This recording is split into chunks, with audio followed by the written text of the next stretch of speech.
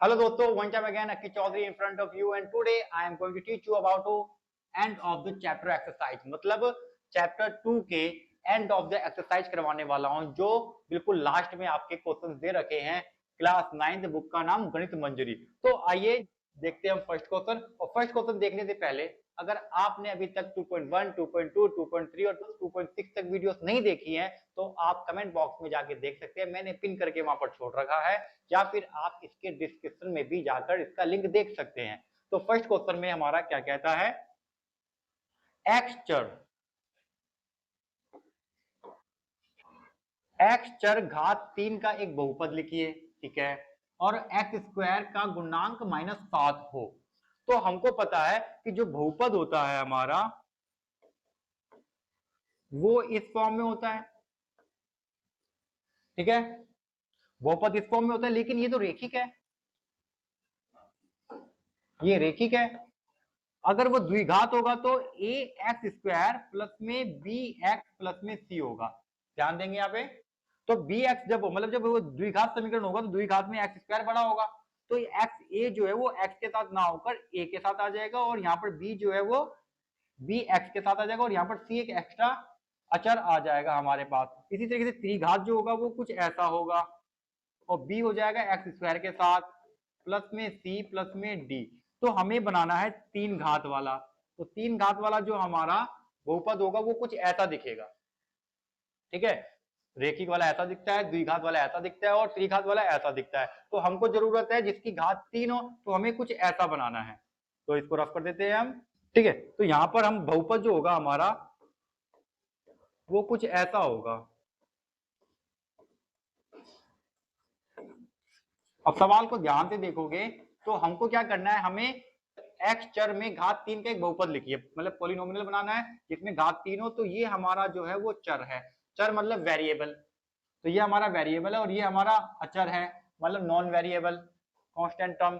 तो यहां पर हमें एक्स क्यूब बनाना है, तो हमें ए की जगह पे 1 रख देते हैं, लेकिन एक्स स्क्वायर के साथ गुणांक क्या होना चाहिए, -7 होना चाहिए, मतलब कोफिशिएंट -7 होना चाहिए। तो इस b की जगह पे हम क्या करेंगे, -7 रख देंगे, जिससे कि एक्स स्क्वायर के साथ में क्या आ जाएगा, -7 आ जाएगा, और ये बन जाएगा एक्स स्क्वायर का गुणांक, ठीक है। प्लस में c की जगह पे 1 रख देते हैं, और d की जगह पे 1 2 3 4 5 कुछ भी रख दो, आपकी मर्जी है। बन गया हमारा एक्स क्यूब, जिसकी घात 3 होती है, उसका एक बहुपद, ठीक है। ये हमारा चर है, c की जगह पे हम कुछ भी रख सकते हैं 2 3, और ये हमारा अचर है, ठीक है। फर्स्ट क्वेश्चन ऐसा है, लीनियर मतलब रेखिक, क्वाड्रेटिक मतलब द्विघात, और क्यूबिक मतलब त्रिघात। तो उन तीनों के जो स्टैंडर्ड फॉर्म होती है वो ये होती है। And make a note of it का मतलब होता है इस बात की गांठ बांध लो, मतलब इसको अपने दिमाग में रख लो। नेक्स्ट देखते हैं सेकंड क्वेश्चन। सेकंड क्वेश्चन में क्या है हमारे पास, निम्नलिखित बहुपदों के दिए गए मानों पर उनका मान ज्ञात कीजिए। तो हमारे पास एक बहुपद दे रखा है माय डियर, और ये x का मान दे रखा है, यहाँ पर भी हमें t का मान दे रखा है, और t वाला हमारा को एक बहुपद दे रखा है। तो हमें इस बहुपद के अंदर x का मान पुट करना है। तो सबसे पहले हम क्या करेंगे, जो हमें बहुपद दे रखा है उसको हम मानेंगे x, मतलब px मानेंगे। अगर x में है तो px मानेंगे, a में है तो pa मानेंगे, ठीक है। तो हमारा बहुपद हो जाएगा 5x के स्क्वायर माइनस का 3x प्लस का 7, और x की जगह पे हमें क्या रखना है, x की जगह पे हमें रखना है 1, ठीक है। तो जहां जहां पे सबसे पहले यहां पर 1 लग के दिखा देंगे हम, और जहां पर x हमें दिख रहा है वहां पर हम 1 रख देंगे। 5 एकम 5 माइनस 3 एकम 3 प्लस का 7, 5 7 12, 12 में से 3 गया 9, 9 हमारा आंसर आ जाएगा। x का मान 1 रखने पर हमारा आंसर आया 9। अब हमारे पास आता है सेकंड। सेकंड में हम क्या करेंगे, इसको लेट करेंगे पी टी, कितना है 4t की पावर 3 माइनस में t की पावर 2 प्लस में 6, और t की वैल्यू क्या रखनी है, हमें a रखनी है। तो जहां जहां पे t हमें दिख रहा है वहां वहां पे हम रखेंगे a। हाँ जी, तो देखेंगे यहाँ पे, तो t की जगह पे हम रखेंगे a, जहां पर भी t है वहां a, t की पावर 3 थी तो a की पावर 3 आ जाएगी, यहाँ पर a की पावर 2 आ जाएगी, और यहाँ पर प्लस का 6, फाइनल हमारे पास आएगा 4 की a की पावर 3 माइनस a की पावर 2 प्लस में 6, और ये हमारा है आंसर, क्योंकि इससे ज्यादा सॉल्व नहीं हो सकता। देखो भाई नेक्स्ट है हमारा थर्ड। यदि किसी संख्या को 5/2 से गुना करके उसमें 2/3 जोड़ दिया जाए तो परिणाम -7/12 प्राप्त होता है। उस संख्या को ज्ञात करो। भैया संख्या नहीं पता हमें। जब हमें संख्या नहीं पता है तो हम मान लेंगे भैया संख्या x, तुम्हारी मर्जी, a मान लो, b मान लो, मैं मानता हूं x, ठीक है। और जब उसने कहा कि किसी संख्या को 5/2 से गुना करने पर, तो संख्या तो मान ली मैंने x, तो x को 5/2 से गुना करेंगे हम। देखो कैसे, माना संख्या x, अब लिखेंगे अकॉर्डिंग टू क्वेश्चन, मतलब प्रश्नानुसार। प्रश्न ने क्या कहा, किसी संख्या को 5/2 से गुना करने पर, संख्या क्या है x, x को 5/2 से गुना करने पर उसमें 2/3 जोड़ दिया जाए तो परिणाम हमेशा बराबर में ही आता है, परिणाम -7/12 हो जाता है, ठीक है। तो संख्या बताइए, मतलब now we have to find the value of x, हमें x का मान निकालना है। तो ये हो जाएगा 5x/2, और ये जो 2 है प्लस का 2/3 इक्वल टू माइनस का 7/3, तो ये 5x/2 यही रहेगा, 2/3 को उधर भेज देंगे, तो यहां पर है हमारे पास 7/12, 7/12, और ये वहां जाके माइनस का हो जाएगा 2/3। अब यहां ध्यान दो, नीचे 12 है, नीचे 3 है, इस 3 को बना दो 12, 12 बनाने के लिए हम 2/3 में ऐसा क्या गुना करें भैया, 4 से गुना करें, जो 4 से नीचे भी गुना कर दो, 4 से ऊपर भी गुना कर दो, 4 दूनी 8, 4 तिया 12, ये आ गया। अब इसको भूल जाओ, इसको याद रखना, तो क्या करेंगे, नीचे 12 एक बार लिख देंगे, ऊपर माइनस का 7, इस 2 की जगह पर आ जाएगा 8 जो वहां पर आया है। आपको ज्यादा कुछ सॉल्व करने की जरूरत ही नहीं पड़ेगी, इस तरीके से आप रफ में कर सकते हो। तो माइनस का 7 और माइनस का 8 होता है माइनस का 15/12, यहाँ पर था 5x/2। अब x को रखेंगे हम यहीं पर, 5/2 चला जाएगा वहां पर, वहां जाके हो जाएगा उल्टा। अब हम इससे उल्टा करके पूछेंगे बता x का मान क्या है, नहीं बताएगा तो इसको उल्टा करके मारेंगे भी, ठीक है। तो इसको उल्टा कर दिया, क्या उल्टा करके अब इससे पूछेंगे हम, तो उल्टा गया, 5 या 15, 2 से 2 कट्टी, 12 था ना भैया, 2 चिक 12, और ये आ गया माइनस का 3 से कट गया 2, तो हमारा आंसर आ जाएगा माइनस का 1/2। भाई काटा पीटी करना आता है तो अच्छी बात है, नहीं आता है तो कोई बात नहीं, धीरे धीरे सीख जाना, फिर कर लेना। अब आता है फोर्थ क्वेश्चन। तो फोर्थ क्वेश्चन में क्या है, एक धनात्मक संख्या दूसरी संख्या की 5 गुनी है, तो मतलब 2 संख्याएं हैं, यदि दोनों संख्याओं में 21 जोड़ दिया जाए तो नई संख्याओं में से एक दूसरी की दुगनी हो जाती है, ठीक है। उन संख्याओं को ज्ञात करो। अब देखो सवाल को समझो, सबसे पहले तो स्टेप बाय स्टेप करेंगे भाई। तो एक धनात्मक संख्या दूसरी संख्या की 5 गुनी है, तो मतलब एक छोटी है और एक बड़ी है। माना छोटी संख्या x, तो बड़ी संख्या क्या हो जाएगी, अब सोचो सोचो जल्दी सोचो, कुछ मत सोचो। उसने कहा है छोटी संख्या अगर x है तो वो बड़ी संख्या 5 गुनी है, तो ये 5x है, ठीक है। यदि दोनों संख्याओं में 21 जोड़ दिया जाए, अब आगे सवाल ने कहा 21 जोड़ दिया जाए, दोनों में जोड़ रहे हैं, तो 21 जोड़ने पर, 21 जोड़ने पर छोटी संख्या क्या हो जाएगी हमारी, 21 जोड़ने पर छोटी संख्या हो जाएगी x प्लस में 21, इसमें 21 जोड़ देंगे, x है वो बड़ी संख्या क्या हो जाएगी भैया, बड़ी संख्या जो है वो 5x थी, तो ये हो जाएगी 5x प्लस में 21, ठीक है। तो छोटी संख्या x में 21 जोड़ देंगे, बड़ी संख्या में भी हम 5x में 21 जोड़ देंगे, दोनों में जोड़ना था। अब वो कहता है प्रश्नानुसार, मतलब according to question. According to question में क्या कहता है, यदि दोनों संख्याओं में 21 जोड़ दिया जाए तो नई संख्याओं में से एक दूसरी की दुगनी हो जाती है। अब छोटी संख्या तो भैया ये है, बड़ी संख्या ये है, तो बड़ी संख्या जो है वो छोटी संख्या की दुगनी होगी। तो क्या करेंगे हम, जो बड़ी संख्या है, याद रखना 21 जोड़ने पर की कहानी बता रहा, तो 21 जोड़ने के बाद वाली कहानी पर ध्यान देंगे हम। तो बड़ी संख्या ये है जो कि छोटी संख्या है x प्लस 21, तो मतलब बड़ी संख्या जो छोटी संख्या की दुगनी हो जाती है, मतलब एक संख्या दूसरी संख्या की दुगनी हो जाती है। अब दुगना किसको करना है, छोटी संख्या को करना है हमेशा। अब x का मान निकालेंगे, 5x प्लस में 21, 2 को इससे गुना करेंगे, 2x प्लस में 21 दूनी 42, 5x ये इधर आ जाएगा, 2x इक्वल टू 42, 5 में से 2 गया 3x, ये 21 वहां चला जाएगा, माइनस का आ जाएगा, 42 में से 21 जाएगा तो 21। अब x का मान निकालेंगे, 21/3 कट गया 7, तो x का मान हमारा आ गया 7। तो भैया x क्या था, x तो हमारा छोटी संख्या थी, तो छोटी संख्या है 7, और बड़ी संख्या क्या थी भैया 5 गुनी थी, तो 5 गुना में 7 मतलब 35। संख्या क्या है 7 और 35, फाइनल आंसर। ठीक है, तो इस तरीके से हम इसको सॉल्व करेंगे और आंसर आ जाएगा। ठीक है, क्वेश्चन नंबर 5 पे आएंगे हम।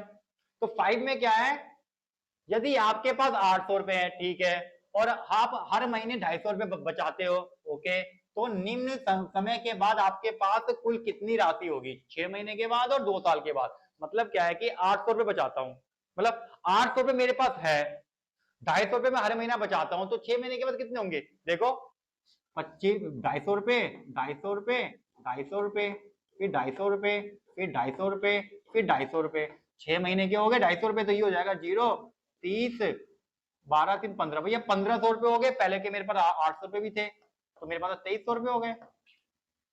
सिंपल सा तो है, लेकिन हमें इसको ऐसे नहीं करना है, हमें तो इसको बहुपद के रूप में करना है, ऐसे नंबर नहीं मिलेगा। तो इसे रेखिक पैटर्न के रूप में लिखिए। तो रेखिक पैटर्न मतलब रेखिक रूप लिखेंगे पहले हम। रेखिक रूप के लिए हम क्या करेंगे, हम मान लेते हैं इसको पी एक्स, एक्स की जगह पे मैं एन रख रहा हूं क्योंकि महीने हैं, माना महीना, माना महीना एन। ठीक है, अब ये हमारा पी एन हो जाएगा। पहले से मेरे पास जितने भी रुपए हैं वो पहले लिखेंगे, 800, हर महीने कितने मिल रहे हैं 250, 250 के साथ महीना हर महीने चेंज होंगे, 1 2 3 4 5, तो एन आ जाएगा 250 मतलब 250 एन। तो हमारा ये बन गया रेखिक रूप। अब उसने कहा है 6 महीने में कितने हो जाएंगे, तो एन कितना है हमारा 6 महीने है। अगर अब यहाँ पर एन को मान लो कि वो महीने है, वही हमारा एन, तो 6 महीने की बात हो रही तो वो 6 एन हो जाएगा, मतलब एन हो जाएगा। एन कितना हो गया 6 हो गया। अब हम क्या करेंगे, हमारे पास थे 800 रुपए, मतलब पी हम निकाल रहे हैं 6 महीने का, तो 800 रुपए थे प्लस में 250 गुणा में 250 के साथ एन है, तो 250 में के साथ गुना हो जाएगा 6, 800, 25 छिक्के 150 के साथ एक जीरो लग जाएगी, 150 के साथ एक जीरो मतलब 1500, 15 और 8 23, तो 2300 रुपए हो जाएंगे भाई। 6 महीने में हमारे पास हो जाएंगे 2300 रुपए। ठीक है, अब आता है हमारे पास 2 साल। तो 2 साल के लिए एन कितना हो जाएगा भैया, 2 साल होते हैं 24 महीने, तो एन हो जाएगा मेरा 24। और हमारे पास जो हमने रेखिक रूप बनाया था वहां पर हम एन की वैल्यू 24 रख देंगे, हमारा आंसर आ जाएगा। कुछ भी पूछ ले, मतलब 6 महीने, 8 महीने, 10 महीने, 20 महीने, 50 महीने, अगर आपने ये बना लिया है तो बस वहां पर एन की वैल्यू चेंज करते जाओ और आंसर निकालते जाओ। तो यहाँ पर मेरे पास पहले से था 800 रुपए प्लस में 250, एन का मान है 24।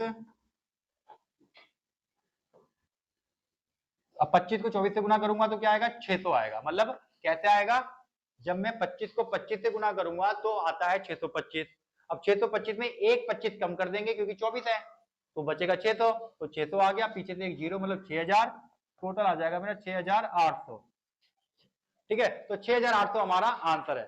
समझ में आ रहा है। ठीक है, अब हम देखेंगे क्वेश्चन नंबर नेक्स्ट, मतलब 6 क्वेश्चन। तो 6 क्वेश्चन में ध्यान देंगे, किसी दो अंकों की संख्या के अंकों का अंतर 3 है, ओके, यदि अंकों को आपस में बदल दिया जाए और प्राप्त संख्या को मूल संख्या में जोड़ दिया जाए तो योग 143 होता है, 143 प्राप्त होता है। दोनों संख्याओं को ज्ञात कीजिए। तो यहाँ पर ध्यान देंगे भैया, ये दो अंकों की जो संख्या क्वेश्चन है ये थोड़ा सा हार्ड कॉन्सेप्ट होता है, तो इस कॉन्सेप्ट के लिए आपके सामने आता है अकीवावा का कॉन्सेप्ट। देखो, जब भी दो अंकों की बात करो, दो अंकों वाला क्वेश्चन आ जाए तो वहां पर आपको क्या करना है, मान लो कि मेरे पास 56 है, दो अंकों की कोई सी संख्या मान ली मैंने, ठीक है, तो 56 है, तो ये होता है इकाई, ये होता है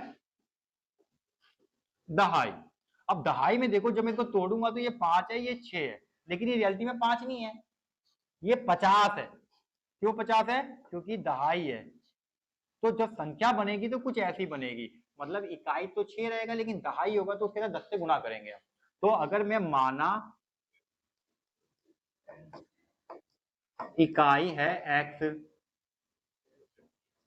दहाई है y, तो संख्या क्या होगी हमेशा, संख्या होगी 10y प्लस में x। तो ये बात आपको याद रखनी है कि जब भी हम दो अंकों की संख्या तैयार करेंगे, संख्या तैयार करने के लिए दहाई के साथ हमेशा 10 से गुणा होना तय है, तभी जाके वो 56 बनेगा। ठीक है, 5 10 में 50, 50 और 56। ठीक है, तो इस चीज को आपको याद रखना है, इसके बिना आपका ये क्वेश्चन अधूरा है। अब अच्छी तरह से ध्यान देंगे इस सवाल को, क्योंकि ये होने वाला है बड़ा ही मजेदार। तो दो अंकों की संख्या नहीं पता, तो माना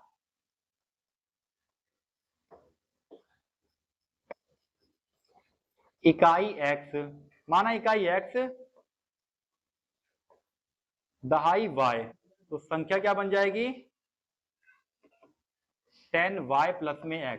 दहाई के साथ हमेशा संख्या ऐड हो जाएगी। अब सवाल ने कहा है कि दोनों का अंतर 3 है। अब दहाई और अंतर 3 है अकॉर्डिंग टू क्वेश्चन में दोनों का अंतर मतलब संख्या हमारी y और x है, तो y माइनस में x इक्वल टू 3। ये बन गया हमारा समीकरण 1। ठीक है, अब आगे क्या कह रहा है, आगे कह रहा है अंकों, यदि अंकों का आपस में बदल दिया जाए, स्थान बदलने पर, अंकों का स्थान बदलने पर जो इकाई था वो हो जाएगा y। जब अंकों का स्थान बदलेंगे तो इकाई वाला जो है वो जो इकाई और दहाई बन जाएगा, जो दहाई है वो इकाई बन जाएगा। और संख्या क्या बनेगी, हम नहीं, अब संख्या भी चेंज हो जाएगी, क्योंकि संख्या पहले 10y था, अब दहाई x है, तो ये 10x हो जाएगा प्लस में y हो जाएगा। अब देखो, जो ये पहले वाली संख्या थी इसको कहते हैं मूल संख्या, जो पहली संख्या थी इसको कहते हैं मूल संख्या, और जो ये आई है इसको कहते हैं प्राप्त संख्या। जो पहले वाली संख्या थी इसको कहते हैं मूल संख्या, और जो बाद में आई है इसको कहते हैं प्राप्त संख्या। सवाल ने कहा है कि प्राप्त संख्या को मूल संख्या में जोड़ दिया जाए, मतलब प्राप्त संख्या को अगर मूल संख्या में जोड़ दिया जाए तो योग 143 आता है, तो इसको और इसको जोड़ना है, प्राप्त संख्या और मूल संख्या को जोड़ना है।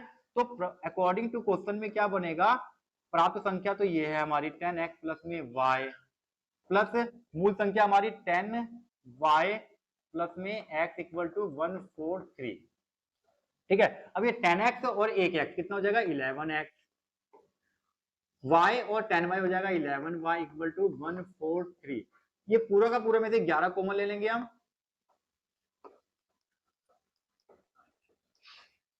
ठीक है, तो अब हम x प्लस y रखेंगे, और ये 11 चला जाएगा 143 के नीचे, 11 का में 11, 3 इधर के 11 दिया 33, x प्लस में y आ गया हमारा 13। ये हो गया समीकरण 2। और मैंने आपको बताया था 2.5 में कि जब हम दो x और y मतलब दो वैल्यूज निकालनी होती तो हमें दो समीकरण की जरूरत पड़ती है। समीकरण 1 ये रहा, समीकरण 2 ये रहा। अब समीकरण 1 और 2,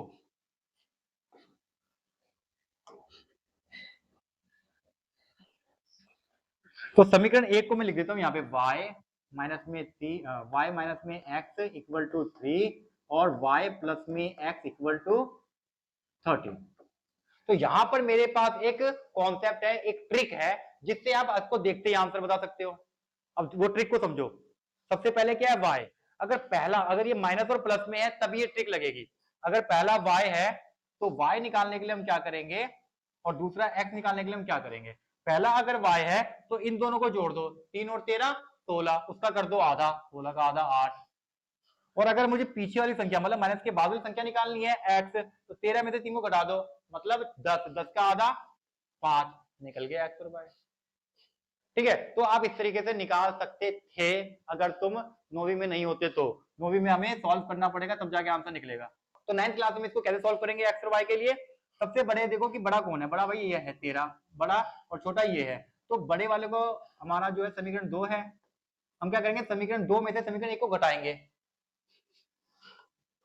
समीकरण 2 को पहले लिखेंगे y प्लस में x ब्रैकेट माइनस करेंगे समीकरण 1 को, y माइनस में x 13 माइनस में 3, लेफ्ट हैंड साइड को लेफ्ट हैंड साइड में घटाएंगे, राइट हैंड साइड को राइट हैंड साइड में घटाएंगे, ब्रैकेट खोलेंगे y प्लस में x, जब इसका ब्रैकेट खुलेगा तो y हो जाएगा माइनस का और माइनस वाला हो जाएगा प्लस का। तो जब भी हमारे पास ब्रैकेट के बाहर अगर माइनस का साइन आ जाए तो ब्रैकेट के अंदर के साइन हमेशा बदल जाते हैं, इक्वल टू में आ जाएगा, इसलिए माइनस का ये प्लस हो गया, 13 में से 3 गया 10। अब ये x से x, सॉरी ये y से y हो जाएंगे कट्टी, x और x हो जाएगा 2x इक्वल टू 10, x का मान आ गया 5। अब हम x का मान समीकरण 1 या 2 में रख दो, आपकी मर्जी है। x का मान समीकरण 1 में रखने पर, समीकरण 1 में रख रहे हैं। समीकरण 1 क्या था हमारा, y माइनस में 3 इक्वल टू y माइनस में x इक्वल टू 3, x का मान आया हमारा 5, x का मान 5 आया है, 5 को उधर भेज देंगे, 3 प्लस में 5 और y का मान आ जाएगा हमारा 8। तो भैया जो मैंने ट्रिक बताई थी उससे भी 8 और 5 ही आया था। संख्या हो जाएगी हमारी, इकाई का अंक था हमारा x, मतलब इकाई पीछे होता है, दहाई आगे होता है, तो आंसर है हमारा 85। ठीक है, तो 85 इज अ फाइनल आंसर। समझ में आ गया। अब करेंगे हम नेक्स्ट क्वेश्चन। नेक्स्ट क्वेश्चन में क्या कह रहा है, 7वां निम्नलिखित समीकरण के ग्राफ बनाइए। ओके, फिर उसका ढाल मतलब स्लोप बताना है और अवरोध मतलब इंटरसेप्ट बताना है। ज्ञात कीजिए, साथ ही उन बिंदुओं के निर्देशांक ज्ञात कीजिए जहां ये रेखाएं y अक्ष को काटती हैं। तो सबसे पहले तो याद रखो ढाल क्या होता है। जो हमारे पास y ax प्लस में b होता है, भैया ये हमारा बहुपद का रूप है। बहुपद हमेशा इस फॉर्म में होता है, तो इस फॉर्म में y हमेशा अकेला रहना चाहिए, पहले तो ये याद रखना। दूसरा, x के साथ जो होता है उसको कहते हैं स्लोप मतलब ढाल,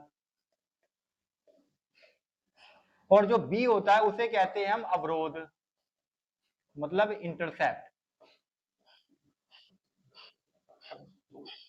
ठीक है, तो हमें a और b के मान बताना है। क्या इनमें से कोई रेखा परस्पर समांतर भी, हमें ये भी बताना है। तो काफी सारी चीजें पूछ ली, सारी चीजें पूछ तो ली। अब हम क्या करेंगे, सबसे पहले तो हम इन सबके बॉक्स बनाएंगे, एक्स और वाई का मान निकालेंगे, फिर हम ग्राफ बनाएंगे, फिर उसके बाद ए और बी का मान बताएंगे। तो ए और बी का मान तो हम साथ साथ भी बता सकते हैं। तो हमने यहाँ पर लिख लिए हैं चारों के चारों इक्वेशन। अब इसका बनाएंगे हम बॉक्स, तो इसका बॉक्स, ठीक है, तो हमने बना लिए हैं इन चारों के लिए बॉक्स। अब देखो सवाल हमारे पास है y इक्वल टू माइनस का 3x प्लस का 4। तो इसका जो हमारे पास a है वो है माइनस का 3 और b है वो है 4। ठीक है, तो हमने ये भी निकाल लिया। a जो है हमारा उसको कहते हैं ढाल, और ये 4 होता है हमारा अवरोध। ठीक है, तो हम यहाँ पर x का मान रख देते हैं 0, तो y का मान आ जाएगा 4। x का मान 0, y का मान 4। अब मैं x का मान रख देता हूं 1, x का मान रख देता हूं 1, तो y का मान आ जाएगा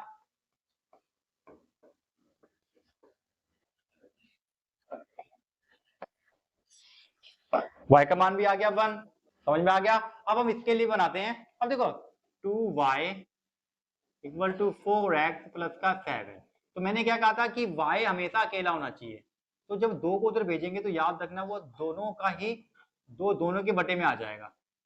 अब इस तरीके से सॉल्व करना, डायरेक्ट कट गया 2, तो y आ गया मेरा 2x प्लस 7/2।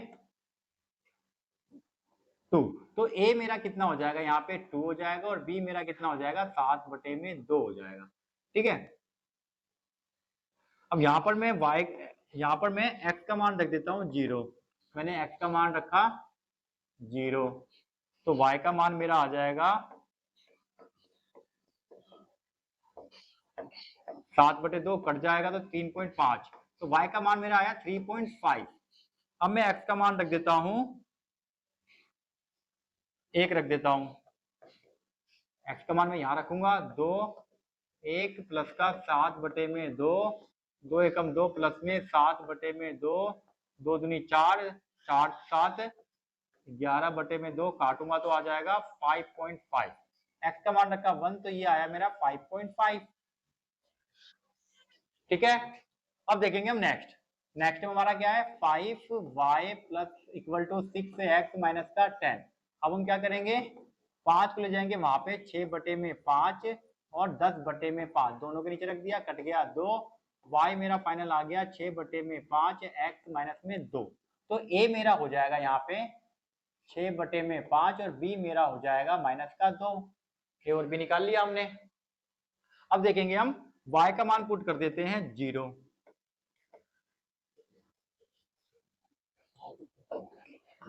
तो y का मान x का मान हमने रखा 0, तो y का मान आ जाएगा -2। तो x और y ये हो गया,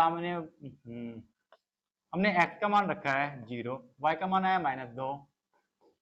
फिर हम x का मान रख रहे हैं 5 रखूंगा तो 5 से 5 कट जाएगा, ज्यादा आसान होगा। तो इस तरीके से भी हम सोच सकते हैं कभी कभी। 5 से 5 कट गया, 6 माइनस में 2 और 6 का y का मान आ गया 4। तो 5 और 4। अब देखेंगे हम नेक्स्ट में क्या है हमारे पास 3y = 6x माइनस का 11। y को अकेला करेंगे 6/3 x माइनस का 11/3 कट गया 2, y का मान आ गया 2x माइनस का 11/3। ठीक है, तो यहाँ पर हम क्या करते हैं, यहाँ पर हमारे पास a की वैल्यू आ गई है 2 और b की वैल्यू आ गई है माइनस का 11/3। तो इस तरह से ये a है ये b है। ठीक है, तो हम x का मान रख देते हैं 0, तो y का मान आ जाएगा, ये हो जाएगा 0 माइनस में 11/3 माइनस का 11/3। अब इसको 3 से मैं डिवाइड करूंगा तो कितना आ जाएगा, 3 तिया 9.2 उधर गया, 3 छिक तो 3.6 पे रोक देंगे, 6 चलता जा रहा है ये। ठीक है, तो हम 3.6 पे रोक देंगे इसको, और या फिर 6 के साथ हम 66 लिख देते, 2 6 लिख देंगे, और यहाँ पर x रखा था हमने 0। अब x का मान हम रखते हैं 1 रख दो।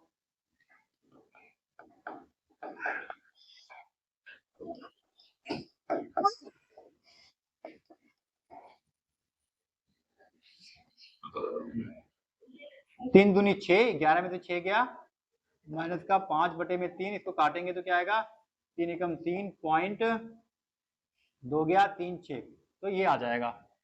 तो 1 पॉइंट, ये दोनों माइनस क्या है ना, तो ये आ गया हमारा माइनस का, और x का मान रखा था हमने 1। तो जब हम उन सभी पॉइंट्स को इस लाइन पे दिखाएंगे तो हमारा ग्राफ कुछ ऐसा बन के रेडी होगा। तो आप ग्राफ पे बना के उसको दिखा सकते हो, और हमने a और b सभी के बता दिए हैं। इस तरीके से हमारा सवाल होता है समाप्त। इसके आगे के क्वेश्चन देखने के लिए आपको देखना पड़ेगा पार्ट 2। Thank you.